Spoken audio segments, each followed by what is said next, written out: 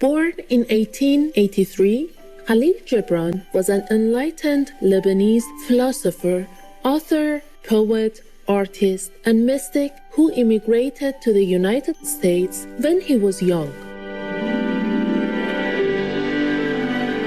As a writer, he inspired a transformation in Arabic literature with his simple and direct style, as well as his choice of highly relatable themes. Perhaps surprisingly, some of his best-known works were written in English and achieved popular acclaim among many American readers. Published in 1923, The Prophet became Kahlil Gibran's most famous work. This book, comprised of 26 poetic essays, was begun while he was still a youth in Lebanon. The Prophet made Kahlil Gibran one of the best-selling poets in the world. Its inspirational words have been quoted in various books and are still cited widely today for their uplifting wisdom and clarity. In a 1991 lecture given in Taiwan, also known as Formosa, Supreme Master Thanh Hải read passages from the Prophet and revealed that Kahlil Gibran was not only a gifted poet but also an enlightened master. 他是一位名是从阿拉伯过来美国的，他写得很漂亮，他的文笔非常美。他把我们要讲的东西集中起来，然后表达非常明白，小话不过多义啦，很漂亮。他走了以前他徒弟们就合起来问他一些最后的问题不过这个人好像他很懂啦，很开悟徒弟当然不多，不过很开悟。Today, we would like to share with you the following essays from The Prophet by Kahlil Gibran.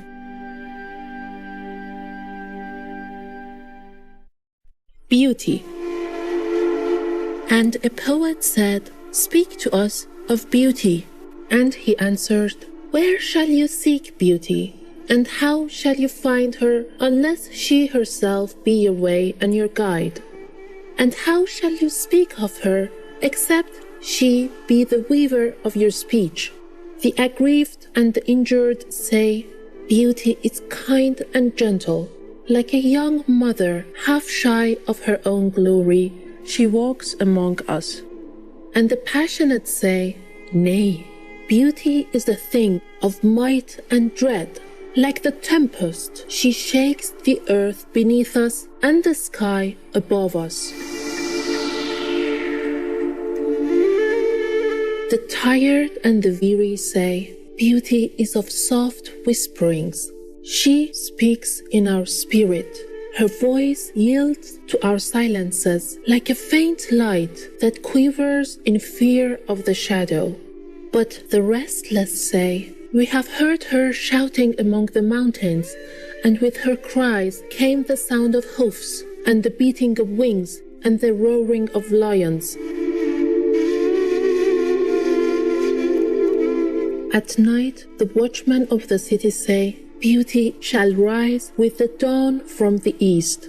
And at noontide, the toilers and the wayfarers say, "We have seen her leaning over the earth from the windows of the sunset." In winter say the snowbound, "She shall come with the spring leaping upon the hills." And in the summer heat, the reapers say, "We have seen her dancing with the autumn leaves, and we saw a drift of snow in her hair." All these things have you said of beauty, yet in truth you spoke not of her, but of needs unsatisfied. And beauty is not a need, but an ecstasy. It is not a mouth thirsting, nor an empty hand stretched forth, but rather a heart inflamed and a soul enchanted.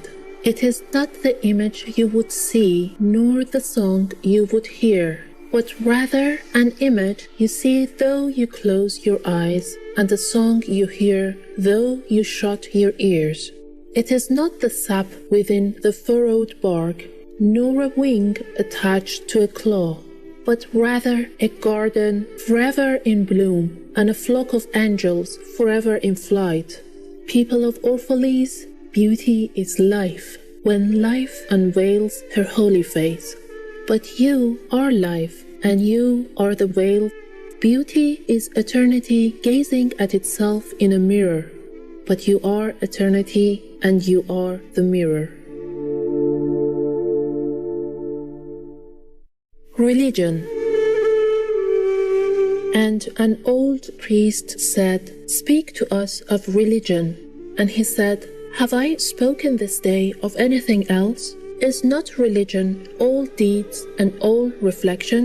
And that which is neither deed nor reflection, but a wonder and a surprise ever springing in the soul, even while the hands hew the stone or tend the loom?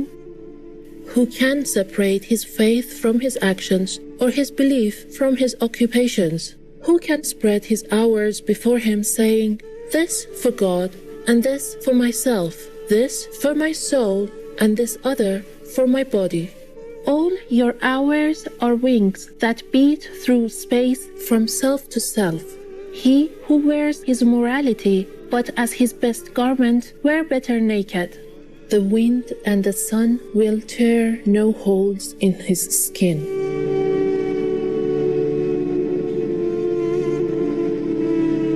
And he who defines his conduct by ethics imprisons his songbird in a cage.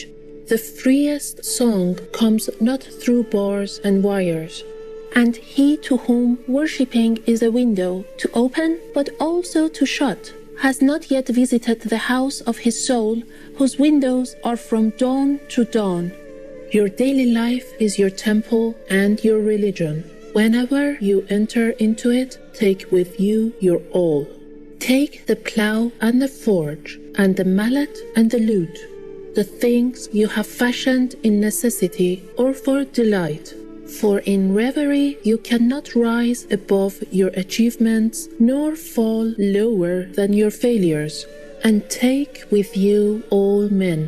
For in adoration you cannot fly higher than their hopes, nor humble yourself lower than their despair. And if you would know God, be not therefore a solver of riddles. Rather, look about you, and you shall see him playing with your children. And look into space, you shall see him walking in the cloud, outstretching his arms in the lightning and descending in rain. You shall see him smiling in flowers, then rising and waving his hands in trees. Jubilant viewers, we appreciate your lovely company for today's Words of Wisdom.